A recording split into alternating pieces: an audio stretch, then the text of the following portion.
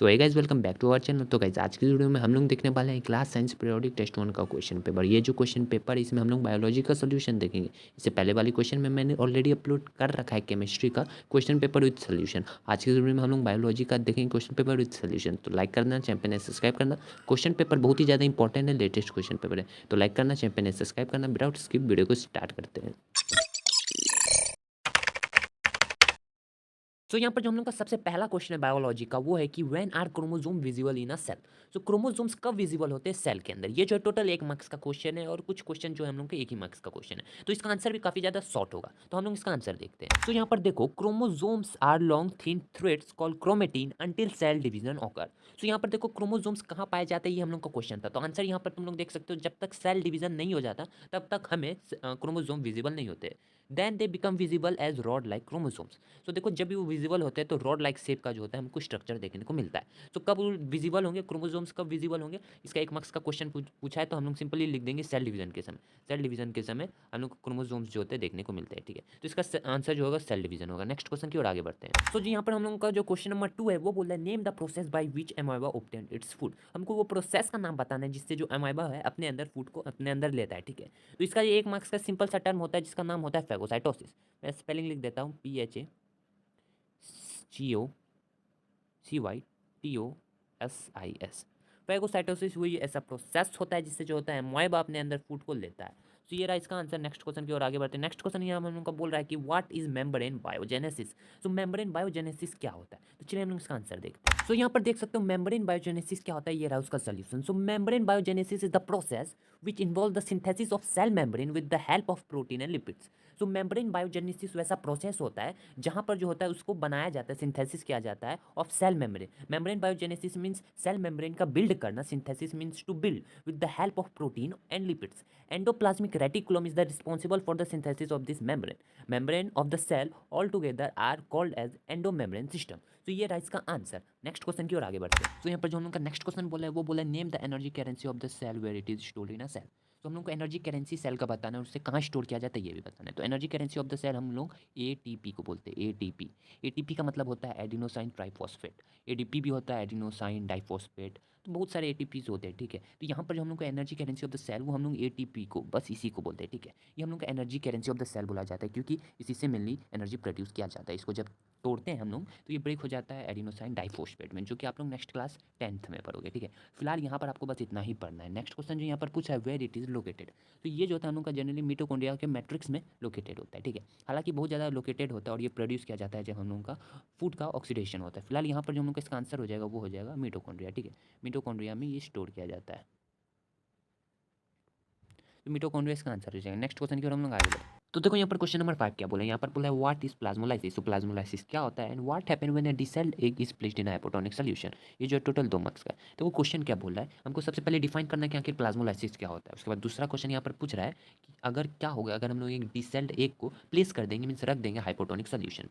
तो देखो छोटा छोटा आंसर दोनों का होगा, 1-2 लाइन से ज़्यादा हम लोग नहीं लिखेंगे। तो इसका हम लोग आंसर देखते हैं। तो यहाँ पर देखो प्लाज्मोलाइसिस का सबसे पहले हम लोग मतलब समझते हैं। तो प्लाज्मा को सबको मतलब पता होता है, प्लाज्मा मीन्स मैट्रिक्स मीन्स जो चिपचिपा लिक्विड टाइप का फ्लूइड होता है। Lysis means losing, losing means to break. ठीक है, यहाँ पर प्लाज्मोलाइसिस का यहाँ पर जो सिंपली एक टर्म में छोटा सा आंसर है तो हम लोग जान सकते हैं। तो श्रिंकेज ऑफ प्रोटोप्लाज्म, प्रोटोप्लाज्म का जो होता है उसका सिकुड़ना, श्रिंकेज होना away from the cell wall of a cell.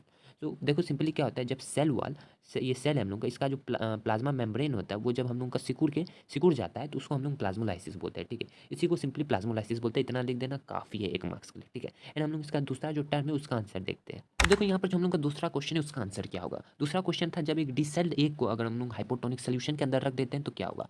तो देखो क्या होगा, there will be a net flow of water in the cell.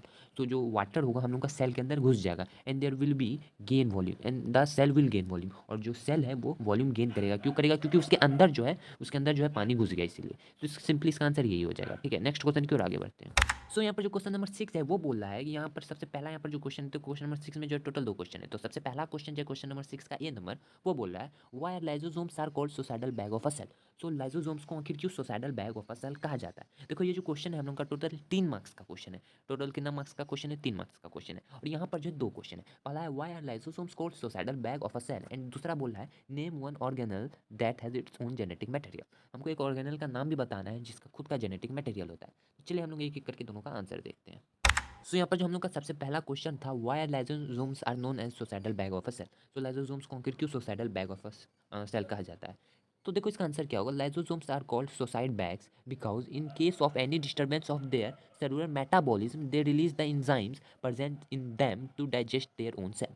So देखो लाइसोसोम्स का क्या दिक्कत है, लाइसोसोम्स जो होता है अगर उनको कोई भी सेलुलर मेटाबॉलिज्म में डिस्टर्बेंस फील होता है तो वो एंजाइम्स रिलीज करते हैं, एंड वो जो एंजाइम्स होते हैं वो काफ़ी ज़्यादा खतरनाक एंजाइम्स होते हैं और वो अपने सेल को ही डाइजेस्ट कर जाते हैं, ऐसे एंजाइम्स होते हैं वो। तो इसलिए लाइसोसोम सेल को जो होता है सुसाइडल बैग ऑफ सेल कहा जाता है। तो ये रहा इसका आंसर। दूसरा क्वेश्चन का आंसर हम लोग देखते हैं ना। यहाँ पर जो हम लोग का क्वेश्चन नंबर 2 पूछा था, name one organelles that has its own genetic material. तो हमको वो ऑर्गेनल्स का नाम बताना है। यहाँ पर देखो दो ऑर्गेनल होते हैं जिसका खुद का जेनेटिक मटेरियल होता है। सबसे पहला होता है क्लोरोप्लास्ट और दूसरा होता है मिटोकॉन्ड्रिया।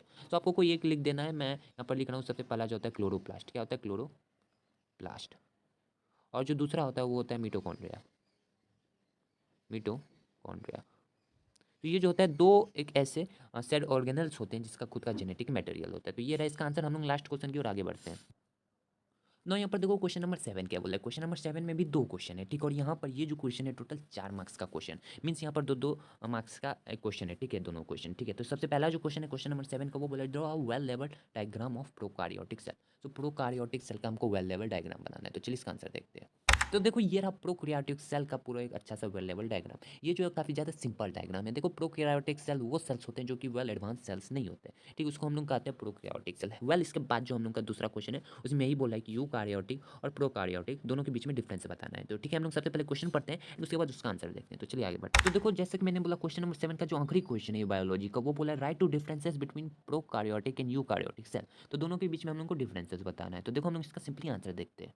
तो देखो ये रहा हम लोग का प्रोकारियोटिक और यूकारियोटिक सेल के बीच में डिफरेंस। तो यहाँ पर बहुत सारे पॉइंट है, आप लोग कोई भी दो पॉइंट्स को लिख सकते हो, ठीक है। यहाँ पर जिस तरह दे रखा है प्रोकारियोटिक सेल्स आर यूनिसेलुलर, ये जो होता है ज़्यादातर मल्टी सेलुलर होते हैं।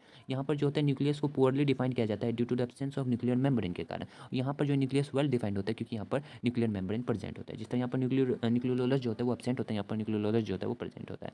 Cell organelle such as plastids, mitochondria, Golgi bodies, एल्सेक्टा आर एब्सेंट। यहाँ पर ये सब जो होते हैं सेल ऑर्गेनल्स वो एब्सेंट होते हैं। Cell organelle such as plastid, mitochondria, Golgi bodies, एल्सेक्टा are present. Bacteria and blue green algae are prokaryotic cell.